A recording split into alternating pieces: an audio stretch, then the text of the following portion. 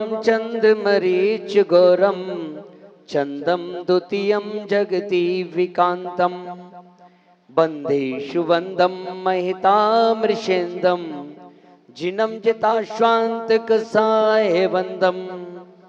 देवादिदेव चंद्र प्रभु भगवान की, शासन नायक भगवान महावीर स्वामी की, चारित चक्रवर्ती आचार्य शांति सागर जी महाराज की, संश्रोमणी आचार्य धर्म सागर जी महाराज की, वासल रत्नाकर आचार्य विमल सागर जी महाराज की, मर्यादा शिशोत्तम आचार्य भरत सागर जी महाराज की, राष्ट्र संत आचार्य श्री 108 विद्यानंद जी महाराज की, आचार्य श्री 108 सुत सागर जी महाराज की, प्रज्ञा समा मुनि श्री 108 अमित सागर जी महाराज की, 2.5 दीप में 3 कम 9 करोड़ मुनि राजों की। जय बोलिए पाठशाला प्रणेता परम पूज्य मुनि श्री हनुमान सागर जी महाराज की। जयकारा गुरुदेव का, जयकारा गुरुदेव का, जयकारा गुरुदेव का। ये पर्व कब आते हैं और पर्व क्यों आते हैं? एक पर्व होता है और एक त्योहार होता है। कि जैसे अपन ने पहले क्या मनाया, चतुर्मास प्रारंभ होने के तुरंत बाद चतुर्मास की जो स्थापना होती है वो किस में होती है? पर्व में होती है। कौन सा पर्व होता है? अष्टानी का पर्व होता है।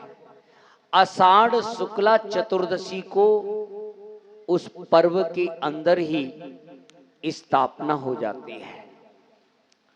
और उसके बाद सबसे पहले त्योहार आता है। कौन सा त्योहार आता है? रक्षाबंधन त्योहार आता है। फिर उसके बाद क्या आता है? पर्व आता है। और ये पर्वों में भी महापर्व कहा जाता है, क्योंकि एक पर्व नहीं, पर्व के अंदर पर्व है। 10 लक्षण पर्व, लेकिन 10 लक्षण पर्व किसके अंदर है? ये 16 कारण पर्व के अंदर है। तो 16 कारण पर्व, 10 लक्षण पर्व, रत्नात्रय पर्व, ऐसे व्रत इसमें जो है पड़ते, इसीलिए इसे महापर्व कहा जाता है। और इसके बाद क्या आएगा?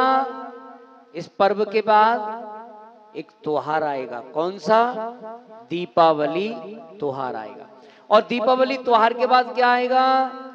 अष्टानी का पर्व आएगा। फिर होली त्योहार, अष्टानी का पर्व। एक त्योहार, एक पर्व, एक त्योहार। त्योहार और पर्व में क्या अंतर है? त्योहार पर हम खाने पीने की व्यवस्था करते हैं, बढ़िया बढ़िया खाते हैं। और पर्व में अपनी आत्मा को पवित्र करने के लिए क्या करते हैं? त्याग करते हैं, छोड़ते हैं। कि अब कोई पर्चा ले रहा है, कोई ये नियम कर रहा है कि 10 दिन ये चीज नहीं खाएंगे, 10 दिन इतने कपड़े पहनेंगे, 10 दिन इतनी माला फेरेंगे। यानी हम अपनी आत्मा को पवित्र कर रहे हैं। और ये 10 दिन, कई लोग तो 10 दिन निर्जल उपवास। अब की बार मौसम बहुत अच्छा है, जिसको भी करना है कर लो। पिछले वर्ष 2 लोगों ने निर्जल उपवास किए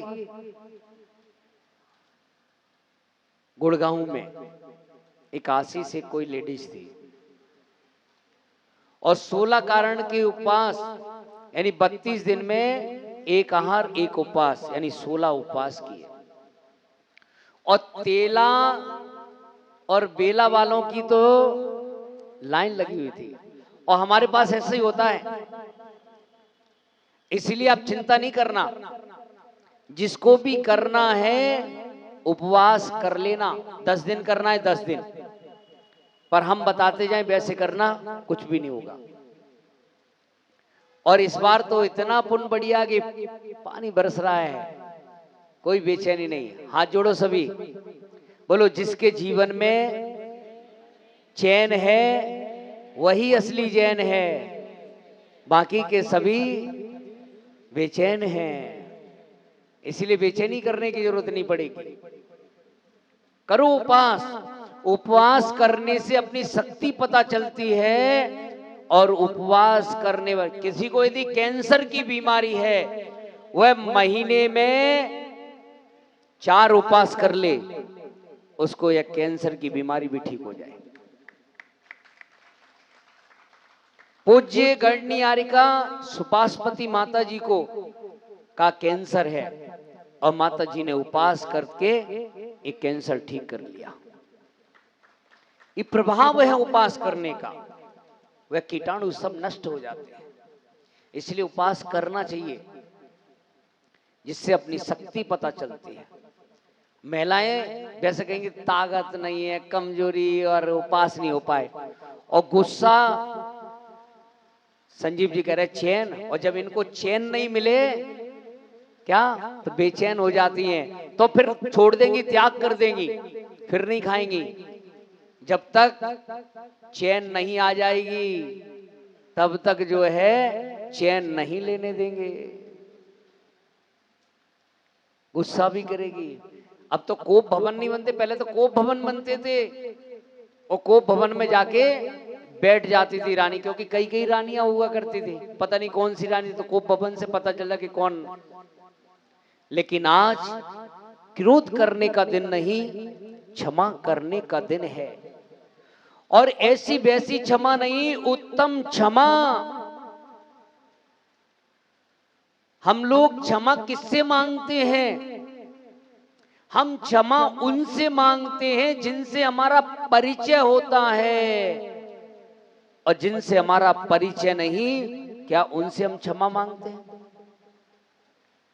क्षमा, आजकल कार्ड पकड़ा देते, क्षमा के कार्ड आने लगे। अब तो कार्ड का भी खत्म हो गया, मैसेज धड़ाधड़ मैसेज, क्षमा क्षमा, और एक मैसेज करो फॉरवर्ड कितने लोगों पे पहुंच गया है। ये कोई क्षमा नहीं है। क्षमा सामने जाकर की जाती है, और क्षमा मांगना और क्षमा करना। मांग तो सबसे लेते हैं, लेकिन क्षमा कर देना, क्योंकि क्षमा वीरों का आभूषण है। परिचय में क्षमा भी है और परिचय में क्रोध भी है कि नहीं है? जिससे परिचय है उससे क्रोध करोगे क्या? जैसे अभी भैया जी जैसे निकल के गए, भैया जी का कहीं पैर लग गया तो क्या कहोगे? कोई बात नहीं भैया, क्रोध करोगे भैया जी पे? कोई करेगा? नहीं करोगे। क्यों? क्योंकि क्या है? परिचय है। और यदि जिठानी बैठी है और दौरानी निकल जाए, उसका पैर लग जाए, तो क्या कहोगे? अंधी हो रही है, दिख नहीं रहा, यहीं से निकलेगी, छाती पे चढ़ेगी। परिचय है। परिचय में क्रोध भी होता है और परिचय में क्षमा भी होता है। लेकिन जब जब भी बैर बनता है तो अपने परिचय वालों से बनता है। जितना भी बैर, यदि आप देखिए कि जितना जितना जिसका बैर हुआ है, कि जैसे भगवान पार्श्वनाथ का बैर, जो कमट का जीव था, वो पूर्व में क्या था? भाई था। सुकुमाल मुनि, कौन? जो सुकुमाल मुनि की मां। सुकौशल मुनि भाभी। गज कुमार मुनि, सिकड़ी रख दी ससुर ने। सोमा सती, सास ने नाग डाल दिया है। पांडवों की महाभारत हुई, एक सुई की नोक के बराबर नहीं दूंगा। और पूरा उस क्रोध में सब नाश हो गया। इसीलिए जो है देखिए कि क्षमा किसे कहते हैं। क्षमा कैसे वीरों का भूषण है। पूज्य चारित्र चक्रवर्ती आचार्य शांति सागर जी महाराज जब दक्षिण से, मैं आपके बहुत पुराने इतिहास को नहीं, मैं नया इतिहास बताता हूं आपको, कि जब चारित्र चक्रवर्ती आचार्य शांति सागर जी महाराज जब दक्षिण से उत्तर की ओर आए, और राजस्थान में एक स्थान है राजा खेड़ा, और जब राजा खेड़ा पहुंचे तो वहां पर गुरु होते हैं, दूरदर्शी होते हैं, उन्होंने मेघों से पहचान लिया कि जैसे आपने यहां देखा होगा एक नाटक, कौन सा 700 मुनियों पे उपसर्ग हुआ था। कितने मुनियों पे? 700 मुनियों पे उपसर्ग हुआ, और जो है वह मुनिराज देख लिया था कंपनाचार ने कि संघ पे कोई विपत्ति आ सकती है, इसलिए कोई भी साधु बोलेगा नहीं। और ये स्थिति आचार्य शांति सागर जी महाराज के साथ हुई। कितने मुनि थे? 7 मुनि थे। सप्त ऋषियों का संग जब आया तो महाराज ने देखा कि आज कोई भी बाहर बैठकर सामायिक नहीं करेगा, सभी अंदर बैठेंगे। और उसके बाद सामायिक में बैठे हुए एक व्यक्ति, छिद्दी ब्राह्मण नाम का व्यक्ति, 500 व्यक्तियों के साथ, और हर किसी के हाथ में हथियार था, लेकिन दिगंबर साधु के हाथ में कुछ भी नहीं, किसी विरोध करना भी नहीं, और बैठे हुए ध्यान में, और जो है आकर आक्रमण कर दिया। वहां की समाज के लोगों ने उनका मुकाबला किया, लेकिन जब जब कोई भी धर्म पर विपत्ति आती है तो देवों के भी सिंहासन कंपायमान हो जाते हैं, और उस समय ऐसी मूसलाधार वर्षा हुई, उन लोगों को वहां से भागना पड़ा। उस समय अंग्रेज शासन था, डिप्टी कलेक्टर आया और जो है उस छिद्दी ब्राह्मण को पकड़ा गया और महाराज के सामने पेश किया गया। बोले कि बताइए इसे क्या सजा देनी है? तो महाराज ने कहा कि जब तक आप इसे छोड़ोगे नहीं तब तक हमारे अन्न पानी का त्याग है। ये दिगंबर साधुओं की क्षमा होती है। उस व्यक्ति के अंदर परिवर्तन आया, उसने क्षमा याचना की और जैन धर्म को अपनाया। इस जैन धर्म किसी जीव को कष्ट नहीं पहुंचाता, प्रेम भाव सिखाता है। इसीलिए धर्म धर्म किसी कहा है वस्तु स्वभावो धम्मो, वस्तु का स्वभाव है धर्म करना। कैसी भी स्थिति हो, ये जीव का स्वभाव है क्रोध करना नहीं, क्षमा करना। इसीलिए अच्छा बताओ कौन कौन व्यक्ति जो है क्रोध नहीं करता? क्रोध नहीं करते, ऋचा की वजह से तो नहीं बोल रहे। अच्छा गौरव जी कह रहे कि ऋचा ही कर लेती तो फिर मैं क्यों करूं?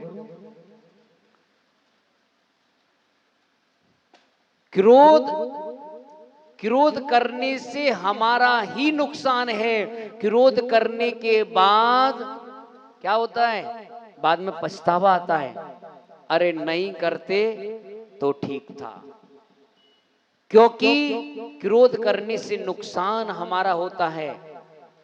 और क्रोध को अंधा कहां है? क्यों?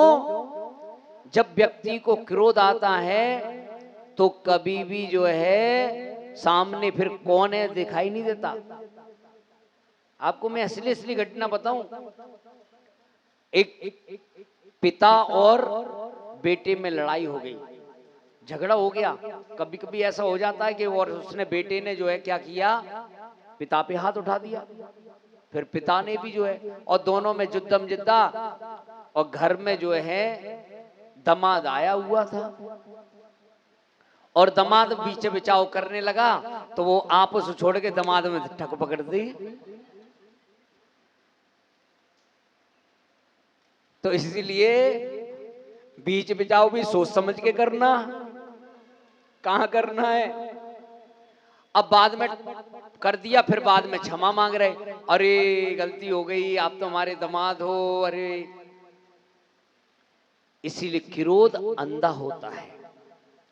क्रोध जब आता है तो जैसे बादल जो होते हैं बरसने के पहले काले होते हैं और बरसने के बाद साफ हो जाते हैं, ऐसे जब क्रोध आता है बादल जहां बरसना, ये नहीं कि इसका मकान छोड़ दो इसको मकान छोड़ दो, सबके पे गिरते हैं। ऐसे क्रोध के समय जो आ गया वो सब ठुकेगा पिटेगा। लेकिन कम से कम हम अपने जीवन में इस आत्मा को पवित्र करने के लिए, क्योंकि हमारे अंदर भगवान विराजमान हैं और भगवान कभी क्रोध नहीं करते। भगवान करते क्रोध? तो बताओ किस किस के अंदर आत्मा है तो आत्मा क्रोध करती है? चलो इतना सब हाथ जोड़ो, बोलो हम कभी गुस्से में, जो नहीं बोल रहा है मुझे दिख रहा है कौन नहीं बोल रहा है, हाँ बोलो, हम कभी गुस्से में जवाब नहीं देंगे। गुस्से वाले को, ऋचा नहीं बोल रही है,